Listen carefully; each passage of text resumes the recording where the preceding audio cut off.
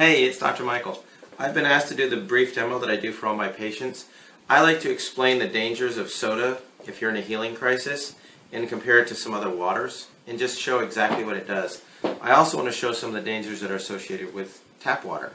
So for instance, we're going to take tap water and we're going to fill these two things here real quick. You can see they come out of the same jug. Now what you'll see is that it is loaded with the chlorine drops. These are just the straight chlorine drops from Enagic. You know, people are like, oh, I used too many drops. You know, it makes it brighter.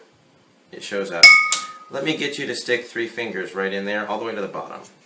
There you go. We'll take a couple minutes here.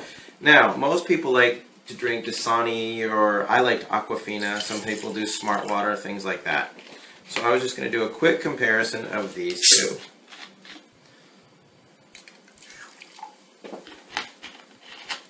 So if we look at how much the acidity level is compared to Enagic's 9.5 water, we will get a comparison.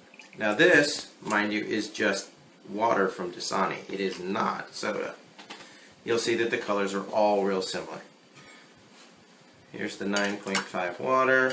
And yeah, this is what I do probably 4 or 5 times a day when people ask me why they shouldn't drink sodas. You can tell from the pH chart that this is about 10.0, 11, 9.5, somewhere in there. This is the soda, Sprite. You can tell its acidity level is way down at the bottom of the chart. And surprisingly, this is Dasani water, one of the more common bottled waters. So what it does is, it is an extreme acid. If you're trying to have available oxygen, hydrogen, and antioxidants in your water, what you're going to run into is, if you think, oh, I'll just drink 1 soda a day, what you're doing to contaminate your system. So, for instance, if you're drinking water from Dasani, it rebalances out pretty quickly. It'll bounce up, gets it done. If you do the same thing with soda, though, you'll find that it doesn't change hardly at all. In fact, with this 32-ounce glass of water, it only takes a capful to start destroying that water and turning the whole thing acidic. You can tell that it does it pretty quickly. If you ended up going, hey, I just wanted a gulp, wash it down, you'll find that it gets dangerous in a hurry.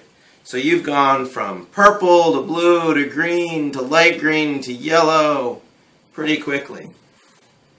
So what that means is you've destroyed the antioxidant properties, the available hydrogen, the available oxygen in the water, and you're damaging your tissues. Again, that's why we try to steer people away from drinking the sodas, especially during their trial time. This works really effectively to get them to go, I may never drink soda again. This now is the chlorine water. The reason that we do this demo is because people don't think that what they put on their skin matters. Your skin is an osmotic membrane. It will, which means whatever is on either side, it will go across your skin and absorb whatever is necessary till it reaches a balance. So for instance, oops, lost your paper towel here. There you go. And as you saw, I just dumped it from the same thing. We can just keep adding drops. What has happened is the chlorine that was in the water is now in her hand. The skin has literally absorbed it, and you can see the color differential. It's night and day. But that's what I do, that's how I do it. That explains the difference of how your acidity ratio is changed by drinking soda. Most people go, well, I'm not going to drink enough of that water to change the acidity. You don't have to. If you add baking soda to this, it'll go right back to alkaline, which is the same as if your body pulls calcium bicarbonate out, and it'll pull that calcium from your bones, and you can get osteoporosis and things like that. So there you go. Again, it's Dr. Michael, just trying to explain how acidity and chlorine affects the body.